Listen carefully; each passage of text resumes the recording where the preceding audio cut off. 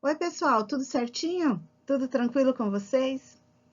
Então, nessa semana estaremos começando o capítulo 8, onde iremos estudar os fatores climáticos e tipos de climas. Antes de chegarmos a esses tipos de climas, estaremos vendo os fatores climáticos, que é o nosso foco de estudo durante essa semana. Então, pegue o seu livro, página 24. Vamos começar. A variedade de tipos de clima que existem na Terra ocorre devido à atuação de diferentes fatores climáticos. E são eles que nos ajudam a explicar as razões de uma região apresentar um clima frio, como o da montanha dos Estados Unidos, quente, como o da praia localizada no litoral do México, seco, como o do deserto do Chile, e até úmido, como o da floresta amazônica. Observe no quadro a seguir os principais fatores que determinam a diversidade, as variações climáticas que ocorrem na superfície terrestre. Então, os fatores climáticos são latitude, altitude, relevo, continentalidade, maritimidade, vegetação, correntes marítimas, massa de ar. Estaremos estudando todos esses fatores climáticos. Mas fique tranquilo, não estaremos estudando todos de uma vez só. Durante essa semana iremos até o item vegetação. Então vamos estudar o nosso primeiro fator climático, a latitude, página 25. Como você pode observar, os raios solares atingem a superfície terrestre de forma desigual. Nas regiões próximas à linha do Equador, aqui ó pessoal, deixa eu marcar para vocês observarem com bastante atenção. Nessa região aqui, né? Região da linha do Equador, ok? Então, nessa região aqui, tá? Próxima à linha do Equador, os raios solares, eles incidem de modo mais perpendicular, mais reto sobre a superfície terrestre, proporcionando uma concentração maior de calor, que resulta em temperaturas mais elevadas nas regiões equatoriais. Então, nessa região, região da linha do Equador, né, é a região onde as temperaturas na Terra são bem mais elevadas. Já nas regiões mais afastadas do Equador, estes raios incidem de maneira mais inclinada, proporcionando uma concentração menor de calor, resultando em temperaturas mais baixas nas regiões polares. Então, quanto mais longe, né, da linha do Equador, da região do Equador, as temperaturas são mais baixas, mais frio, né? Vai ter regiões mais frias, tudo bem? Então, com essa informação que nós tivemos, o que é a latitude? Vamos relembrar. A latitude é a distância em graus de um determinado ponto, né, na superfície terrestre até a linha do Equador. Então, observe aqui, ó, onde está a linha do Equador? Aqui, ó, né? Divide a Terra ao meio, a linha do Equador. Na linha do Equador, a latitude é 0 grau, tá? E ela vai aumentando até chegar em 90 graus lá no Polo Norte, 90 graus no Polo Sul, ok? Tá? Então, a latitude atua de forma determinante no clima, pois quanto menor a latitude, mais próxima a esse 0 grau, né, estará mais próximo à linha do Equador, a temperatura vai aumentar. Então, são as regiões mais quentes do nosso planeta. Da mesma forma em que quanto maior é a latitude, maior esse número em graus, né, 70 graus de latitude, 80 graus de latitude, menor será a temperatura, ok? Porque a incidência dos raios solares é menor. Zonas climáticas. Devido ao eixo de inclinação da Terra, né, e a forma esférica da Terra, o planeta recebe zonas distintas de aquecimento, que são denominadas zonas ou faixas climáticas. Então, quais são essas zonas climáticas? Então, nós temos lá 3 zonas climáticas principais. A zona tropical, veja que está representada em vermelho. Então, é essa região que nós acabamos de falar, né? Que é a região próxima à linha do Equador. Depois, nós temos uma região chamada de zona temperada. No hemisfério norte, será a zona temperada do norte. No hemisfério sul, zona temperada do sul. E, por último, a zona polar, ou glacial ártica, no Polo Norte, e a zona polar, ou glacial ártica, no Polo Sul. Vamos estudar um outro fator climático, a altitude. Primeiramente, relembrando a diferença entre altura e altitude. Todos nós temos uma determinada altura.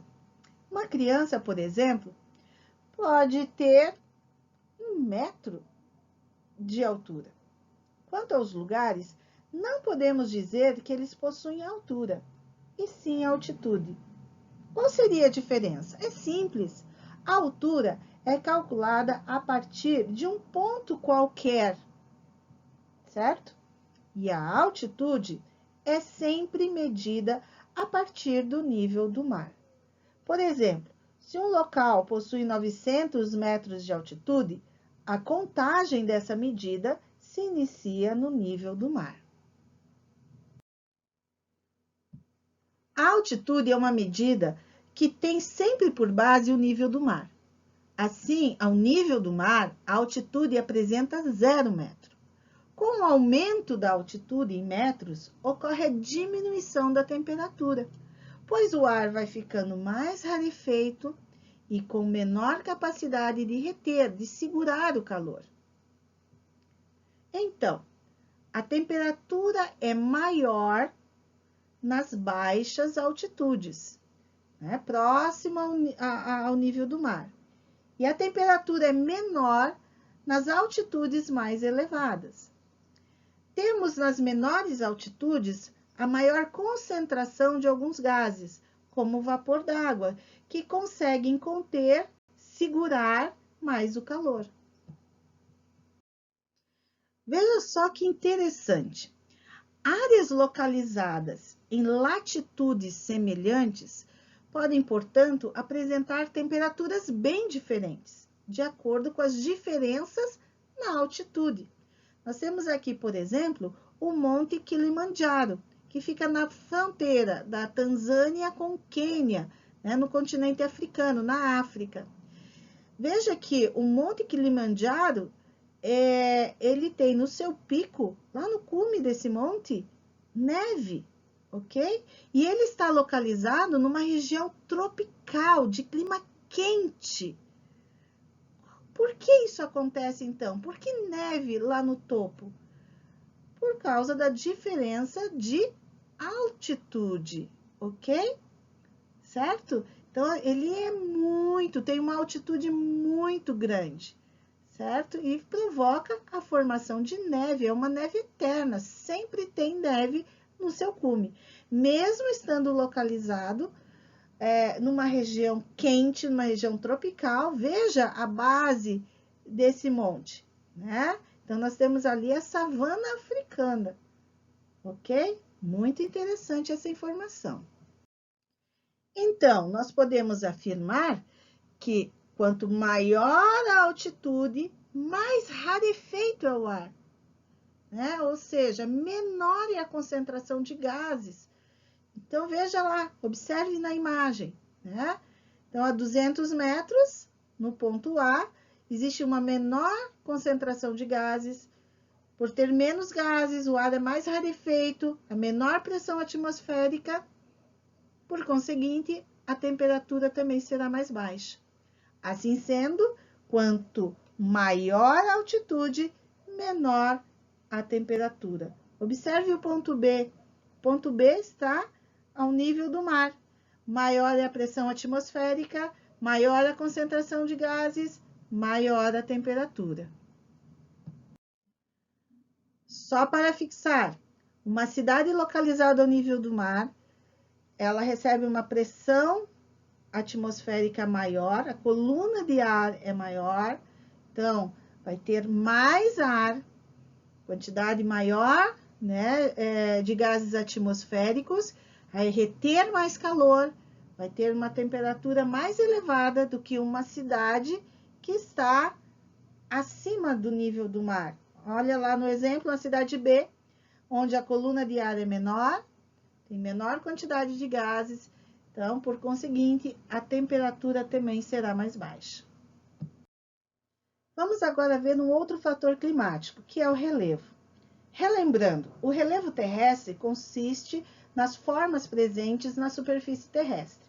Mas qual é a relação do relevo com o clima? De certa forma, já respondemos a essa pergunta quando descrevemos a altitude, pois comparando o pico de uma montanha com o nível do mar, consideramos o relevo e a sua implicação no clima. Observe a imagem. Algumas formas de relevo, como montanhas, podem servir como barreira à passagem das nuvens ou do vento. As consequências desse fato são notadas pela diferença de temperatura, quantidade de chuva e umidade entre os lugares opostos no relevo. Ou seja, devido a uma barreira imposta pelo relevo, uma montanha, poderíamos ter, por exemplo, um lado da montanha muito seco e o outro muito úmido por causa da diferença de umidade. Continentalidade e maritimidade. A maritimidade e continentalidade refere-se à influência da superfície marítima e da superfície do continente, respectivamente, sobre o clima. As águas oceânicas, elas se aquecem e esfriam mais lentamente do que as terras emersas, do que os continentes. Portanto, a variação de temperatura sobre os oceanos ou próximo a eles é menor do que em áreas mais distantes deles. Em geral, as regiões próximas a oceanos e mares apresentam quantidade de chuva maior que as regiões localizadas no interior dos continentes. Isso se deve à maior quantidade de evaporação das águas oceânicas. Vamos ao último fator climático da semana, a vegetação. A vegetação apresenta uma íntima relação com a dinâmica climática, pois para uma planta sobreviver, ela precisa da ação dos raios solares e da presença da água. Além disso, as plantas retiram gás carbônico e água do ambiente para realizar a fotossíntese, ou seja, processo em que elas produzem a sua fonte de energia, a glicose, e também liberam o oxigênio no ar.